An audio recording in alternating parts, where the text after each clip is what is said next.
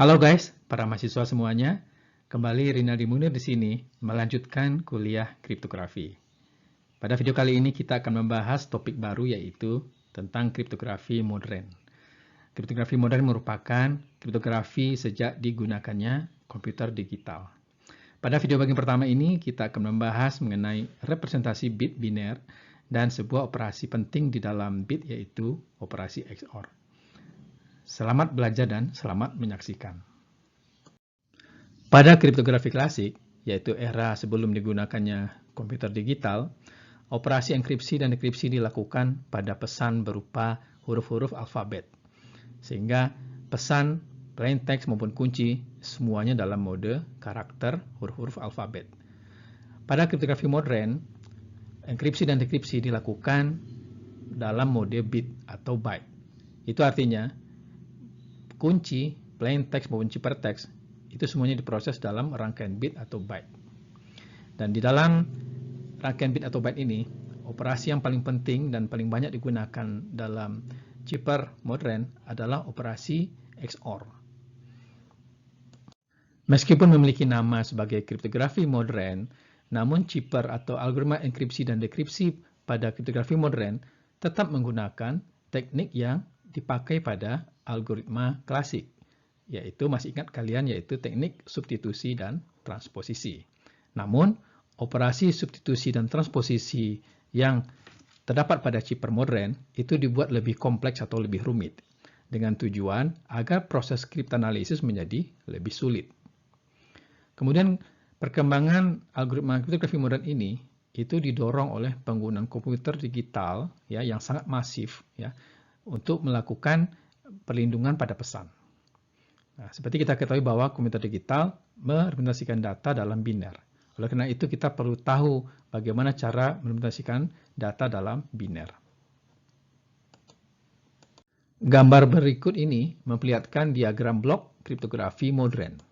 Pada gambar ini kita dapat menemukan atau membaca beberapa istilah atau konsep yang tidak terdapat pada kriptografi klasik, seperti public key kriptografi, message digest, fungsi hash, block chipper, stream chipper, digital signature, challenge response, dan sebagainya. Nah, cara membaca diagram ini adalah sebagai berikut ya. Jadi kita mulai dari sini. Algoritma kriptografi modern itu dibagi menjadi beberapa kelompok. Pertama adalah algoritma kriptografi kunci simetri atau symmetric key kriptografi. Nah, symmetric key kriptografi ini dibagi lagi menjadi ya, block chipper dan stream chipper. Nah, ini akan dijelaskan nanti. Kemudian public key kriptografi ini adalah kriptografi yang menggunakan dua kunci yang berbeda untuk enkripsi dan dekripsi. Ya. Beberapa algoritma yang termasuk di dalamnya seperti elliptic curve kriptografi, Diffie-Hellman, RSA, dan sebagainya. Kemudian fungsi hash ini adalah kelompok algoritma ketiga yang digunakan untuk membangkitkan message digest atau pesan ringkas dari pesan. Kemudian beberapa algoritma tambahan untuk membangkitkan bilangan acak, yaitu pseudo-random number generator, yang digunakan untuk membangkitkan initial vector, string yang tidak memiliki makna, atau juga bisa membangkitkan kunci rahasia. Nah, algoritma kriptografi kunci simetri itu hanya digunakan untuk enkripsi pesan. Sedangkan public key kriptografi, algoritmanya digunakan selain untuk enkripsi, juga bisa digunakan untuk membangkitkan tanda tangan digital atau digital signature. Nah, fungsi hash ya, ini message digest-nya bisa digunakan untuk membangkitkan message authentication code ya. Sedangkan pembangkit bilangan acak, ya, string yang dihasilkannya bisa digunakan untuk mekanisme challenge and response ya. Nah, semuanya ini ya itu mendukung ya layanan yang disediakan oleh kriptografi, yaitu confidentiality ya untuk kerahasiaan pesan, data integrity untuk menjaga keaslian pesan, authentication ya itu untuk memastikan pihak-pihak yang berkomunikasi ya, kemudian non repudiation ya mekanisme untuk menyangkal ya bahwa pengirim pesan atau penerima pesan membantah telah menerima atau menerima pesan.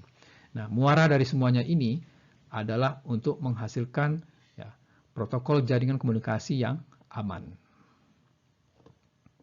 Seperti yang sudah disebutkan pada bagian awal, algoritma kriptografi modern beroperasi pada mode bit.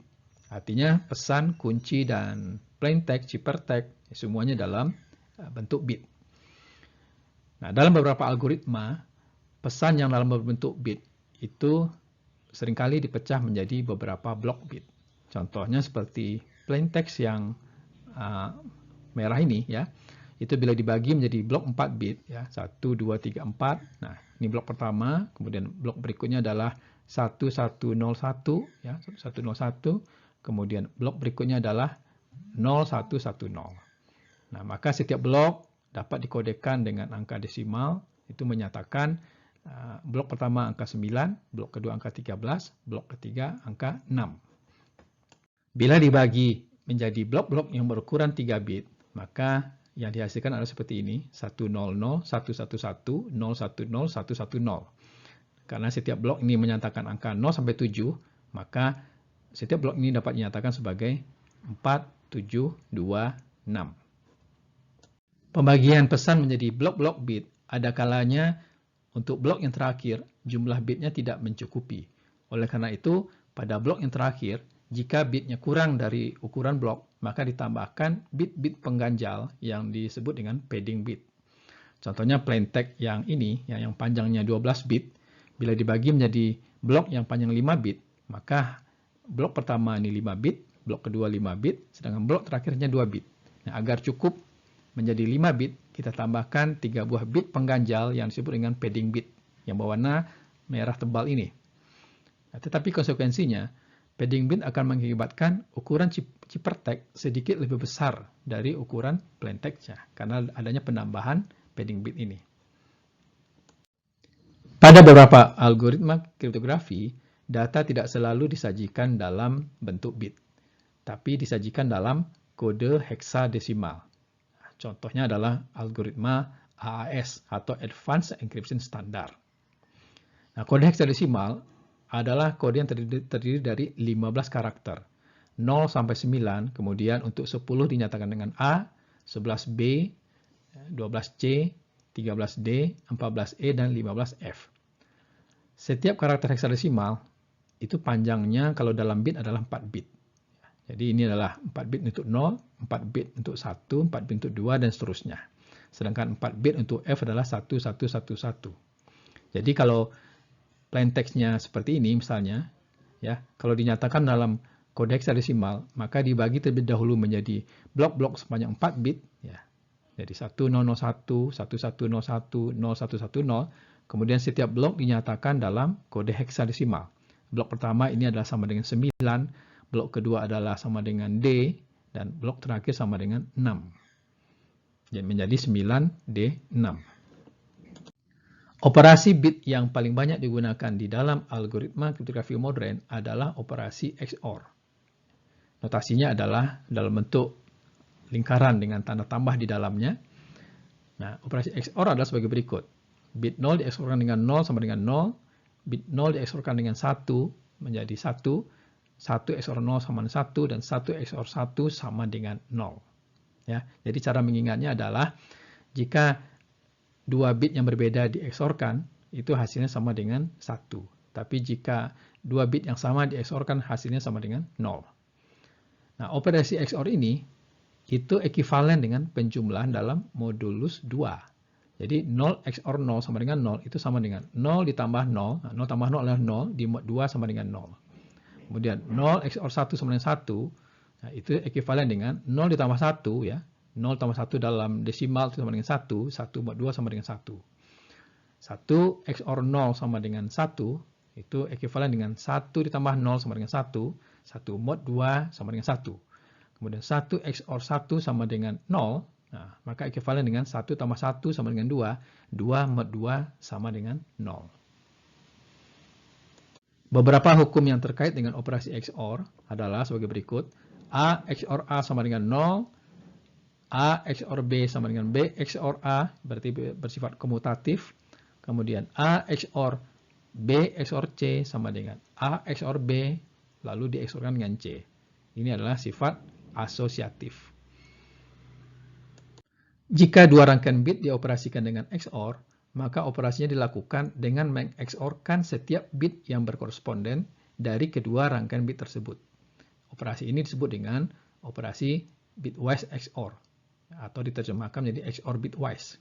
Contohnya dua rangkaian bit 10011 kemudian 1101, maka kalau di XOR-kan dengan bitwise XOR adalah sebagai berikut. Jadi setiap bit yang berkoresponden pada setiap rangkaian itu di XOR-kan masing-masing. 1 XOR 1 ya sama dengan 0. 1 XOR 0 sama dengan 1. 0 XOR 0 sama dengan 0. 0 XOR 1 sama dengan 1. 1 XOR 1 sama dengan 0. Sehingga hasilnya adalah 01010. Seperti ini.